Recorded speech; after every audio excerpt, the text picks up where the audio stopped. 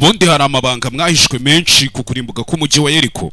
Nshaka rero ayo mabanga tuyavuge. Ubundi uriya mujyi warimbutse gute? Twagiye twumva inkuru nyinshi bavuga ngo abanyayisirayeli baragiye bazenguruka umujyi, ngo ku munsi wa karindwi umujyi urarimbuka, ariko se mu by'ukuri niko byagenze cyangwa?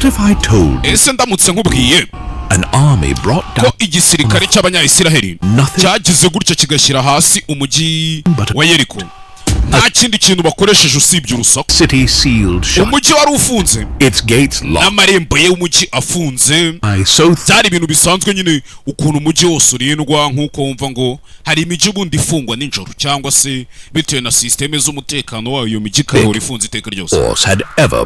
Ndetse uwo mujyi nta kintu na kimwe cyari cyarigeze kigerageza kwinjiramo cyangwa se ngo kigerageze no kunyeganyeza. Hari hashize imyaka myinshi kandi ari uko ibintu bimeze. Igisirikare cya buri gihugu cyose cyabaga gituye hafi n'uwo mujyi wa Yeriko batinyaga uwo mujyi, ndetse nta n'umuntu wari warigeze agerageza guhangana n'uwo mujyi. Ariko nibwo haje kuza igihugu cyangwa se ishyanga, nta ntwaro, nta kintu na kimwe bakoresheje, nta ngazi cyangwa se inzego zo kurira ibikuta by'uwo mujyi, usibye amahembe n'impanda bari bafite gusa, ndetse no guceceka niyo ntwaro bari bitwaje. Iminsi isaga itandatu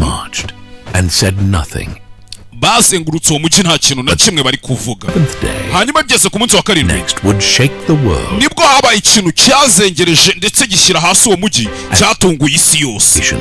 Ndetse ibyo bintu byabaye kuri uwo munsi wa karindwi byari ibintu byari bigiye kuzabaho iteka ryose, bikaguma nk'amateka abantu bazahora bibuka. Ubundi iyi ntabwo ari inkuru yo kurimbuka k'umujyi gusa, ahubwo iyi ni inkuru y'amasezerano yari asohowe, asohorewe ku bantu bari bagize gute, bari bayobowe no kwizera, ndetse n'Imana ubwayo yari ibafashije gutsinda nta nkota n'imwe bakoresheje. Tugiye kuganira ku kurimbuka k'umujyi wa Yeriko n'ukuntu uwo mujyi waje kurimbuka n'uko byagenze byose. Nshaka bari byo twiganiriraho. Icyo ngusaba nta kindi, kora subscribe kuri iyo YouTube channel ubundi twikomereze. Na share bibaye ngombwa ubonye ubisabwa cyangwa se ubona hari umuntu wakabaye uganiriza iyi nkuru. Channel gani yanyu nagari imyaka isaga 40 bari mu butayu cyangwa se bataragera iyo bajya. Urugendo rwasaga nkaho rurangiye. Isiraheli cyangwa se ubwoko bwa Isiraheli bwari bumaze kwambuka cya kibaya cya Yorodani, ndetse baramaze kwambuka ya nyanja itukura, ya nyanja mwibuka imwe bwa bwoko bwa Farawo cyangwa se b'Abanya-Egiputa barimbukiyemo ubwo bari bakurikiye Abanya-Isiraheli igihe barimo bagenda Imana ibavanye mu Egiputa. Ibirenge byabo rero nibwo byari bigeze ku butaka bw'i Kanani, kuri bwa butaka bw'Isezerano. Mwibuke icyo gihe ubwo bari bayobowe n'uwitwaga Yosuwa cyangwa se Joshua, kubera ko nimba mwaragiye musoma inkuru zo muri Bibiliya neza, wenda naranabibabwiye kuri channel, muze gusubira hejuru muzabibona. Hari igihe cyageze Musa cyangwa se Mose, Abanya-Isirayeli inyota yabishe, Imana iramubwira iti kubita urutare haravamo amazi. Noneho Mose we agiye gukubita urutare yarukubise asa nk'atonga, navuga ati mwa bwoko butumvira mwe n'iki byose, ngo urutare ngo ruravamo amazi. Hanyuma Imana yo yabifashe nk'agasuzuguro, nibwo yamubwita nzakwereka ikanana ariko ntabwo uzakandagizaho ibirenge byawe. Icyo gihe rero yaje kugwa mu butayu n'umurambo we ntago waje kuboneka. Ibyo byose narabibasobanuriye, ndakeka twarabibonye, twabiganiriye ibyo bintu byo nta nubwo tubisubiraho. Icyo gihe rero ubwo bageragayo, Mose ntibari bakiri kumwe, Aroni ntibari bakiri kumwe, Abanya-Isirayeli icyo gihe bari bayobowe nande? Bari bayobowe n'uwitwaga Yosuwa, ndetse yari we muyobozi mushyashya wari ugiye kugira gute, kubaremera inkuru nshyashya. Inyuma y'uwo muyobozi rero hari ubwoko bw'Imana cyangwa se ishyanga ryayobowe n'Imana kuva na kera hose. Ariko imbere yabo hakaba hari umujyi udateye nk'indi mijyi yose. Its walls towered above the plains. Hari umujyi ufite ibikuta bitumbagira mu bushorishori bikazamuka hejuru. A fortress city with high impenetrable walls. Ndetse wari umujyi ufite ibikuta bitinjirwamo bitanyeganyezwa. Watchman alert. Amarembo yabaga afunze, ndetse hari n'abarinzi. No army had ever breached it. Nta gisirikare na kimwe ku isi cyarigeze kigerageza kwinjira muri uwo mujyi. It was an unbreakable fortress. Mu magambo make, ku Banyakanani uwo mugi wari umugi utamenerwamo cyangwa se w'umutamenwa. Israel, ariko ku it banyayisirayeli was the first test of promise. byari bimeze nk'aho ari igeragezwa ry'isezerano rya mbere bari bagiye guhura naryo. It stood as an intimidating obstacle on the path God ndetse uwo mugi wari uhagaze umeze nk'aho ari ikintu cyitambitse hagati y'ubwoko bw'Imana ndetse n'Imana ubwayo. heavily guarded. ndetse wari umugi urinzwe bikomeye Throughout the region. ndetse waratinywaga ahantu hose muri ako gace. No one came in. nta muntu wajyaga yinjira muri uwo mugi cyangwa se ngo awusohokemo batabyemeye. Jericho closed itself off, not because of Israel, uwo mugi wari ufunze atari ukubera ko abanyayisirayeli wenda bari hafi yawo but because of the God they served. ahubwo wari ufunze kubera Imana abanyayisirayeli bakorera, kubera ko Imana yo yashakaga kuwifungurira ikagaragaza ikintu nyine abandi batari kubasha gushobora. This battle would uru rugamba not be rwari rugiye kuba icyo gihe won with swords. ntabwo rwari urugamba rwari rugiye kurwanwa ngo rutsindwe n'inkota. It wouldn't be won with strength. cyangwa se ngo imbaraga z'umuntu ubwe, oya, Because the war kubera ko inkuta za Yeriko ubwazo uburyo zari zikomeyeho nta muntu wabashaga kurigira gute, nta muntu wari kuzishyira hasi usibye Imana yonyine. before the people ever stepped foot into Canaan, rero mbere yuko ubwa bwoko bwa Isirayeli butera ikirenge cyabo cyangwa se bagera muri Kanani, Yosuwa had quietly sent 2 men ahead Yosuwa yohereje abagabo babiri b'abatasi from their camp at Shittim, abohereza bavuye mu nkambi yabo baca aho bitaga muri Shitini, especially Jericho. bagenda bagiye kuneka umujyi wa Yeriko. Crept through the darkened valleys, bagiye baca mu bibaya mu mwijima n'iki byose, namwe murabyumva icyo gihe imisozi yabaga ari imisozi yuzuyeho amashyamba n'ibiki n'inyamaswa, ariko bo babashije kugera muri wa mujyi wa Yeriko. as they entered Jericho, bamaze kwinjira muri Yeriko rero their path brought them to a modest house inzira baciyemo ahantu binjiriye bajya gusesera mu mujyi into the city wall itself. byatumye bahinguka ahantu hatandukanye n'aho batekerezaga, ariko deja bari The bamaze owner kugera mu was mujyi. Rahab, nyiri inzu bahingukiyeho rero yari umugore witwaga Rahabu. Rahabu muramuzi wo muri Bibiliya, nawe tuzafata time tumuganireho. though not wari umujyi wari uyu mugore Rahabu yari umugore uzwi mu mujyi wa Yeriko, yari ininja nyine muri Yeriko. yari ininja ya danji Yeriko nyine, bari bamuzi, yari hawo macho hawo ugenda ukabona nangaye se twigire muri twacu rubaro. ibyo bintu yabaga byumva neza cyane. Rahabu yari indaya, yigurishaga mu mujyi, yigurisha ku batware n'iki byose. noble reasons. She was a prostitute, yari indaya, ntago bari bamuzi nk'umwana mwiza cyangwa iki. living on the margins of society. nawe ubwe yabagaho mu gisebo muri sosiyete cyangwa se mu muryango mugari. But why Rahab? ariko se reka twibaze impamvu aba batasi bagenda bahingukiye ku nzu ya Rahabu. Would God choose a prostitute, kubera iki Imana yahisemo umugore wari indaya mu mujyi kugira ngo abe ariho bahinguka? a woman so overlooked by society, umugore wari waraciriritse mu maso y'umuryango mugari wo muri uwo mujyi wa Yeriko, as his instrument? ariko Imana yo yigirira imipango yayo. buriya Imana yari igiye kumukoresha nk'igikoresho, ndetse turi kurangiza inkuru ndaza kubibasobanurira neza, muraza kubimenya. Rahab was no ordinary woman. Rahabu ubundi ntabwo yari umugore usanzwe yo.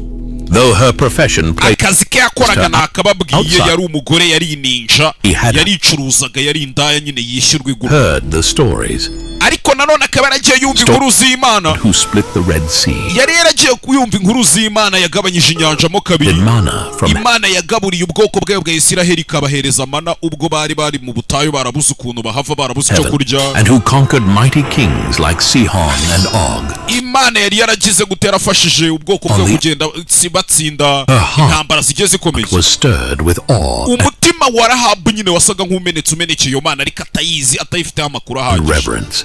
She believed ikintu kimwe cyo yizeraga ko that this God was unlike any other. yizeraga ko iyo Mana itameze nk'izindi mana zose. When the king of Jericho got word rero byaje kugeraho that is umwami w'i Yeriko cyangwa se wa mujyi Rahabu yari atuyemo, Israelites yaje kumenya ko hari bamaneko bari binjiye mu mujyi wiwe. had entered the city, he sent men to Rahab, arangije amaze kubimenya yohereje abagabo be cyangwa abasirikare, abohereza kuri ya nzu ya Rahabu. demanding she hand them over. itegeko umwami yari atanze itegeko, arihereje abasirikare be ati nimugende mubwire Rahabu abahereza abo bagabo binjiye mu mujyi bacumbitse iwe. Rahab faced a choice. aho ngaho rero Rahabu yari ageze hahandi uba ugomba guhitamo mu buzima. She could betray the strangers and save herself, yagombaga kugambanira abo bagabo babiri atazi b'abamaneko, akitabara we ubwe, and risk everything. cyangwa se akabarengera, akabashyize byose mu kangaratete. Courageous heart, ariko n'umutima we umaramaje, she hid the spies on yafashe babamaneko her roof under stalks abahisha ku gisenge cy'inzu of yiwe, flax, arangije ahashyira iki, ahashyira abarenzaho ibyatsi hejuru, claiming that the men had already fled. arangije ba basirikare bahageze rero we yarababwiye ati abasirikare bagiye, nayimini baba maneko bagiye nta bakiri hano. Soldiers on a wild chase out. birangira abasirikare b'umwami bohereje basohoka mu mujyi bajya guhiga babagabo. Danger had passed. hanyuma bamaze kugenda ba basirikare, She climbed to the roof under the yaruri yasubira ku gisenge, men. arangije abaza babagabo arababwira ati ndabizi yuko n'ubundi Imana yarangije kubagabiza ubu butaka, ndetse twese tubafitiye ubwoba turanabatinya. abantu bose bari muri iki gihugu cyangwa se muri uyu mujyi wa Yeriko turi kubaho mu bwoba kuko turabizi ko uyu mujyi Imana yawubagabije. twese twagiye twumva inkuru z'ukuntu Imana yagabanyije inyanja mo kabiri mukambukira ku butaka bwumutse, ndetse tuzi ibyo mwakoreye abami nka Sihoni ndetse na Og. ndetse nkanje ubwanjye ndabizi yuko Imana mukorera niyo Mana irenze izindi zose, abe mu ijuru ryo hejuru ndetse no mu isi yo hasi. amagambo Rahabu yababwiye. Bold request. gusa nawe yahise abasaba ikintu gikomeye. yarababwiye ati mundahirire ku Mana mukorera ko muzangirira impuhwe njyewe n'umuryango wanjye umunsi Yeriko muzayihirika. The spies, moved by her faith, agreed. nta kindi cyabaye baba maneko rero bo bemeranyijwe na Rahabu ndetse n'ukuntu bari bumvishije yizera Imana, barangije bamuhereza umugozi, turabyita nk'umugozi cyangwa se umushumi, ariko bamuhereza nk'ikimenyetso. To tie on her window. baramubwira bati icyo kimenyetso cyangwa se uwo mugozi uzawuzirike ku idirishya ryawe. They said to her, barangije baramubwira bati hang this cord on the window facing the outside wall. uyu mugozi uzawuzirike ku idirishya ryawe ariko usohokera inyuma, uburyo abantu bazaba bari hanze y'uyu mujyi bazawubona. Inside your home. hanyuma mu nzu yawe iwawe uzazanemo abo wumva ushaka gutabara bose. Lord delivers Jericho. hanyuma Imana nimara kutugabiza Yeriko, no harm will come to you. we nta kibi kizakugeraho. With that, Rahab helped them escape. nta kindi cyabaye, Rahabu yabafashije gucika, them down through a rope outside. basohokera mu idirishya ryiwe n'ubundi bamanukira inyuma y'ibikuta, into the hills, hiding for barangije basohoka muri wa mujyi, bamara iminsi 3 bagenda bihishahisha, kuko urabyumva hanze y'umujyi hari ba basirikare bari basohotse mu mujyi babakurikiye, nubwo aba basohotsemo nyuma yabo ariko abo basirikare bari bakiri kubashaka. Remained sealed tight. nta kindi cyabaye, umujyi wakomeze gufungwa ariko bo babamaneko basubiraho inkambi y'Abanyayisiraheli yari. They returned to Joshua with one message. bagarutse kwa Yesuwa cyangwa se kwa Joshua bazanye ubutumwa bwo has truly given all this land. nimba Imana koko yaratugabije buriya butaka niko bamubwira. nizere yuko koko Imana iri mu biganza, uyu mujyi uri mu biganza by'Imana. As the Israelites stood on the other side of the Jordan, ubwo Abanyayisiraheli bo bari bahabicaye ku rundi ruhande rwa Yorodani, old report from the spies echoed in Joshua's mind. nibwo amagambo babamaneko bari bamaze kubwira Yesuwa yakomeje kumuzenguruka mu mutwe. Encouraged by their words, hanyuma amagambo bari bamubwiye amutera ingabo mu bitugu, the people arangije ategura abantu bose b'Abanyayisiraheli for battle. abategurira kujya mu rugamba bari bagiye kujyamo. Next was not a traditional ariko nanone cyari kigiye gukurikiraho cyangwa se urugamba rwari rugiye kubaho, strategy. ntago rwari urugamba rwari rugiye kurwanwa mu buryo ibisirikare byose byari bisanzwe birwanamo. oya, there would be no ladders, no ngazi zari zihari zo kurira uwo mujyi, nta kintu na kimwe bari bafite, nta n'intwaro yewe. Instead, God gave Joshua a most unusual instruction. gusa Imana yahereje Yesuwa amategeko utabasha gusobanura nk'umuntu igihe bari kwitegura kwataka. March around the city once every day genda uzenguruka uyu mujyi iminsi 6. 7 priests carried trumpets. ugendane n'abatambyi 7 bafite amahembe 7, horns in front of the ark. ndetse bagende bari imbere y'isanduku ry'Isezerano. On the 7th day, hanyuma nibigera ku munsi wa 7, march around the city 7 uzazenguruke wa mujyi nanone, and then blow the trumpet. igihe nikigera muvuze za mpanda cyangwa se muvuze ya mahembe. Long blast. hanyuma nimara kumva kuvuga kw'izo mpanda n'ayo mahembe, have all the people shout with a mighty shout. abantu bose bazasakuze. Then the walls of the city, hanyuma ibikuta by'uwo mujyi zabibagabiza kandi bizasenyuka. yumvaga Yesuwa akibyumva yumvishije ari nk'ibintu bidashoboka, ndetse yumva ari nk'amagambo y'abana kumwe abana babivugira udustori turaye inkuru ziraho za nyashya na baba. But Joshua knew God's ways were higher than ariko yari abizi ko nyine Imana idasanzwe, Imana itari ku rwego rwe, Imana iruta byose man's understanding. So he gathered the people nta kindi cyabaye rero, Yesuwa yahuje abantu b'Abanyayisiraheli babandi bose and shared the plan. atangira kubasobanurira ibintu byose akantu ku kandi. By the way, if you find any of your support helps The first day, the people of Israel assembled. word through Nta kindi cyabaye, ubwo baragiye begera uwo mugi, bamaze kuhagera ubwo namwe murabyumva. The people of Israel Ku munsi wa mbere, in quiet bantu b'abanyayisiraheli cyangwa se bwa bwoko bwa Isiraheli and determination bwahagaze hanze y'umugi bamaramaje, under the watchful eyes of Jericho's guards. ndetse barimo bareba abarinzi b'umugi wa Yeriko bari bari hejuru ku bikuta ku nkike z'umugi. They marched in perfect formation around the city's walls. Batangiye kugenda mu buryo busobanutse bazenguruka umugi. At their forefront, 7 priests ndetse imbere yabo carried hari abatambyi barindwi nk'uko byari byavuzwe, ndetse hari na ya sanduku y'isezerano God's presence. nk'ikimenyetso kigaragaza ko Imana yari iri muri bo. As the procession advanced, Ubwo batangiraga kugenda rero, only sound nta kindi kintu bavugaga, nta n'umwe wavugaga muri bo pierced the heavy silence usibye kumva imirindi yabo kandi iremereye, haunting blast of 7 rams' horns echoing ndetse no kuvuga kw'amahembe like a divine call yabaga agendana nabo all through the air. nk'ikimenyetso cy'uko Imana ibarimo. The guards peered from the city walls, puzzled by the strange procession.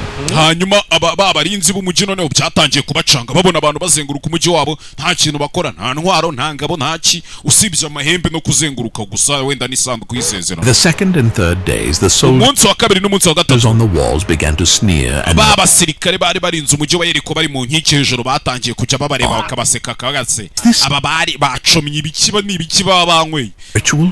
No, Iyi ni imikino y'ubwana bari gukora, nta kwataka ntaki. Iyi mikino ni bwoko ki byarabacanze. 6th days, Umunsi wa gatanu n'uwa gatandatu, laughter turned to unease. guseka byakomeje kuba birebire, ariko abanyayisiraheli bo bakomeza kuzenguruka umugi. It was no ordinary battle. Ntabwo rwari urugamba rusanzwe ubundi mu magambo make. The mood in Jericho changed. Muri Yeriko ibintu byatangiye guhinduka mu mugi mindani. Emptied. Windows closed. Abantu batangira gufunga amadirishya y'umugi, iki byose inkike. Abasirikare ubwabo batangira kubica as they stood stiff on the walls. Batangira gufata intwaro zabo ariko bagihagaze muri za nkike z'umugi, nyine umugi wari ugihagaze nta kibazo na kimwe gihari. Eyes fixed on the Israelite camp. Amaso yabo bari bakomeje kuyahanga b'abanyayisiraheli nta kintu. Marched, and still not a word was Abanyayisiraheli bo bakomeje urugendo, nta kuvuga, nta kugira gute, bakomeza kuzenguruka umugi. and Jericho watched. Abanyayeriko bo barareba. Stage was set. The people of Israel had obeyed. Abanyayisiraheli bari barakomeje kugendera kuri rya sezerano Imana yari yabahaye. The priests bikoreye isanduku y'isezerano, had sounded them. ndetse babatambyi barindwi cyangwa se babatambyi barindwi bagikomeje kugenda imbere y'ubwoko bwa Isiraheli bakivuza amahembe yabo.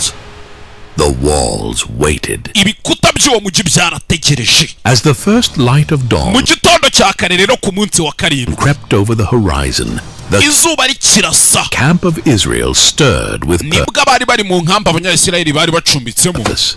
This was bakangutse. no ordinary morning. Iki ntabwo cyari igitondo gisanzwe, oya. Today was the Uyu munsi 7th day. wari umunsi wa karindwi. Everything would change. Umunsi ibintu byose byari bigiye guhindukiraho. From the top of Jericho's walls, kuva hejuru ku nkike z'umugi wa Yeriko, guards watched. abarinzi bari barimo bareba ibiri kuba. Joshua walked among the people, Yosuwa yatangiye kuzenguruka mu bwoko bwa Isiraheli bahagaze iruhande rw'inkike z'umugi. fierce with focus. Isura ye yari ituje, atuje. Priests took Abatambyi nabo their positions, bari bagiye imbere y'ubwoko bwa Isiraheli, the covenant bikoreye isanduku y'isezerano, n'abandi bari bafite amahembe cyangwa se impanda. held Ramses' horns close Bari bafashe impanda to zabo their lips, waiting for the moment. bategereje akanya ngo kagere. The people fell into formation behind them. Abantu bose bari babari inyuma biteguye.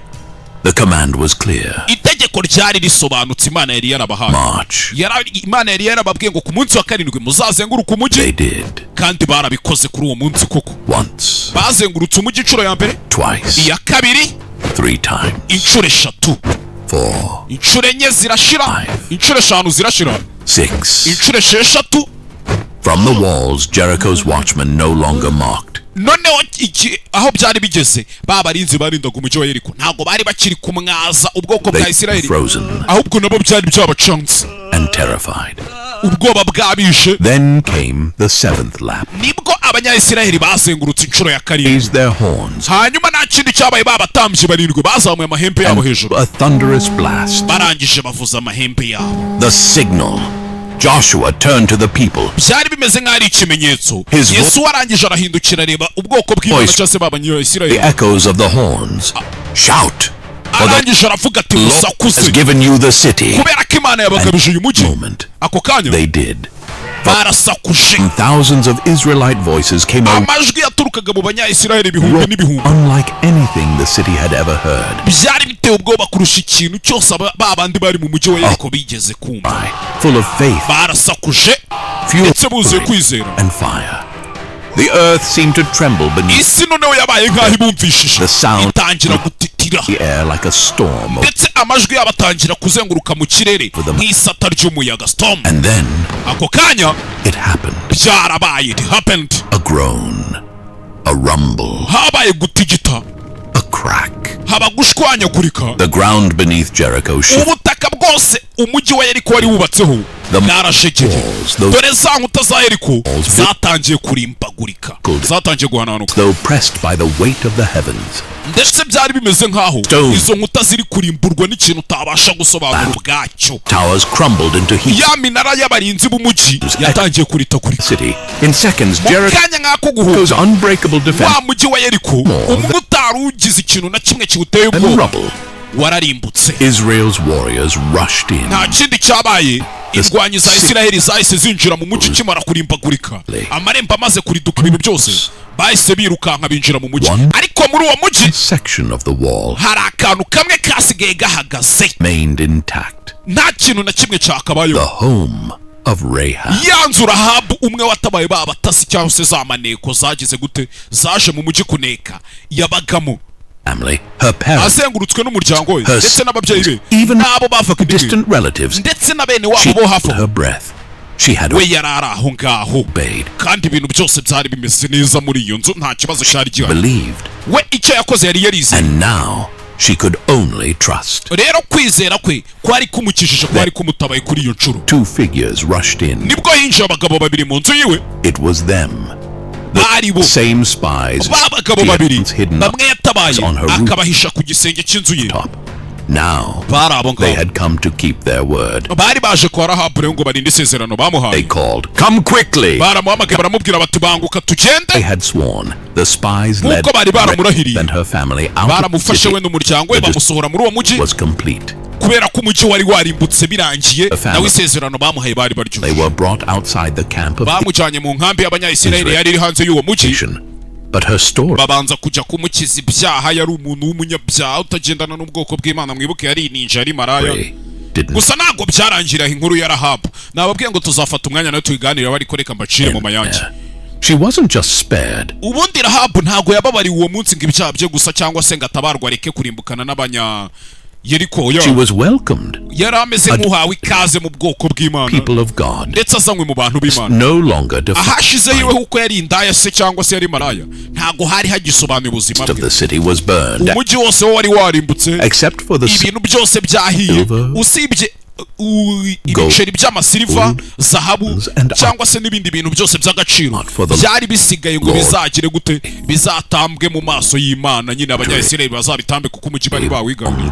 to God alone. bigaragaza yuko nyine intsinzi ari As the iy'Imana gusa. smoke rose over the roof, ubwo imyotsi se cyangwa se ibihu byari birimo bizamuka by'imyotsi y'umujyi wari wahiye, to the people and pronounced a nibwo Yesuwa yahagaze imbere y'ubwoko bw'Imana arangije avuma uwo mujyi wari umaze kurimbuka, aravuga ngo ruins of Jericho. wumva amagambo yavuze witonze. Is the man who tries to rebuild this city. umuvumo uzajya ku muntu uwo ari we wese uzagerageza kongera kubaka uyu mujyi, Cost of his firstborn, he will ndetse uyu mujyi lay its foundation. At imfura ye izaba ariyo yubakaho fondasiyo, cyangwa se umurambo w'imfura ye azaba ariwo yubakaho inkike z'uyu mujyi. youngest, he si n'ibyo will byonyine, set up its gates. amarembo y'uyu mujyi azayubake ku murambo wa bucura bwe. uwo ni umuvumo byanditse, nzabibabwira turi kuganira ku nkuru ya Rahabu, ubundi nibwo bisobanutse neza. Victory at Jericho was more than just a military win. ubu rero intsinzi yari imaze kuba muri uwo mujyi wa Yeriko ntabwo yari intsinzi ubundi ya gisirikare, ntabwo ariko twabivuga, ahubwo byari bimeze nk'aho ari ugutsinda mu rugamba It rw'umwuka. signaled to all of Canaan, ndetse byaragiye iyo nkuru isakara muri Kanani yose, Was with umujyi wa Yeriko wari umaze his kurimbuka. people. ndetse ko Imana yari ikiri kumwe n'ubwoko bwayo. Ndetse murabiza amagambo, ubundi amagambo agenda kurusha umuriro. Ubwami bwose bwari butuye hafi bwatangiye gutitira. Abami batangira kwegerana baravuga bati Isirayeli se twebwe iramutse duteye. Fearing the approach of Joshua and his God-led. Bose abami bari batuye hafi aho n'ibihugu byari bituye hafi aho n'amashyanga yose yari atuye hafi aho batangiye kugira ubwoba bati icyo gisirikare kiyobowe n'uwo mugabo witwa Yosuwa subwo baramutse batwatatse natwe bakaturimburira umujyi nk'uko barimbuye Yeriko kandi twe twarayitinya. The fall of Jericho was a test of obedience. Ubundi icyabaye muri Yeriko byari bimeze nk'aho ari isuzuma cyangwa se igeragezwa ryo kumvira no kwihangana. By their own methods they would have failed. But because kubera ko iyo babikora mu buryo bwabo bari gutsinda, they obeyed, ariko kubera ko bizeye Imana, it made no sense. Ndetse ntibaze gushaka kuyivuguruza ibintu bitari bisobanutse by'uburyo umujyi wa Yeriko wari kurimbukamo waje kurimbuka kubera Rahabu. Rero reka tugaruke kuri Rahabu ho gato. Rahabu yari ameze nk'aho ibintu bitangiye bundi bushyashya. She was no longer Rahab the ntabwo yari akiri wa murahabu wa kera wa murahabu w'indaya Rahab the faithful yari amaze kuba Rahabu w'umwizera Mana into the nation of Israel. Ndetse yari amaze kuba Rahabu wa wundi ubwoko bwa Isirayeli bwari bwarakiriye bumuvanye mu mujyi wa Yeriko w'abanyabyaha. Nyuma rero Rahabu yaje gushyingiranwa n'umugabo witwa Salomo, apana Salomo ariko muzi, from the tribe of Judah. Salomo yavukaga mu bwoko bw'abayuda. Buriya ubwo Isiraheli nubwo ari ubwoko bw'Imana nabo bagiraga ubwoko bw'aba imiryango, bo babyitaga imiryango isaga 12 yarimo abitwaga abayuda, abayosefu, nyine bw'abana bose bo kwa Yakobo. Murabiza abana yabyaye, and together they would have aje kubyarana. Ubwo rero yaje gushyingiranwa na Salomo, ariko apana Salomo muzi, n'undi musalomo nako nawe muramuzi muri Bibiliya. Nyuma baje kubyara umwana w'umuhungu named Boaz, baza kumwita Boaz muramuzi muri Bibiliya. Boaz muzi muri Bibiliya, would one day marry wa Boaz waje gushyingiranwa na Rusi umunsi umwe, Obed, bakaza kubyara Obedi, the father of Jesse. Obedi waje kuba se wa Jesse, who was the father of King David. Jesse waje kuba se w'umwami Dawidi. Inkuru murayizi, hari na seri iri gusohoka yitwa House of David, nzayibakorera mumenye ngo ibya Jesse n'ukuntu Dawidi yaje kuba umwami, nzayibakorera vuba cyane bitanatinze kuri ya website yanyu rujamafilms.com, nzayibahereza. Nyuma rero byaje kugenda gute?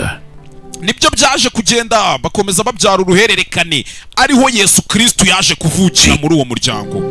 Yesu Kristo Mesiya muzi, yes, yego, uko mubyumvishije n'ukuri uko mbibabwira. Think about it. Mu bitekerezo na Rahabu wa wundi wahoze ari indaya, umwari umupagani wabaga mu mujyi ugiye kurimburwa, a direct ancestor of the King of Kings, niwe waje guhinduka umukurambere w'umwami w'abami cyangwa se Yesu Kristo, because she believed, kubera ko yizeye gusa tu on that belief. Ndetse yamara kwizera agakora igijyanye no kwizera kwe, she hid the spies, kubera ko yaje guhisha baba maneko gusa, kubera ko yizeye agahisha wa mugozi bari bamuhaye, ndetse akizera kubatabara, akaza gutabarwa n'ubwoko bwa Isiraheli. Cyaje kurangira ahindutse Rahabu umukurambere wa Yesu Kristo. Rero iyi nkuru nimba mwumva iryoshye cyangwa se mukeneye n'izindi nkayo, mukore subscribe kuri YouTube channel yacu nk'uko bisanzwe, n'izindi nkuru muzajya mugenda muzibona nk'uko tuzajya tugenda dushobozwa, uko tuzajya tubasha kuzigeneratinga muzajya muzibona. Ciao bye bye, we kora sub, share, comment n'ibiki byose, tuzasubire mu zindi zikurikira. Reflecting the power of God.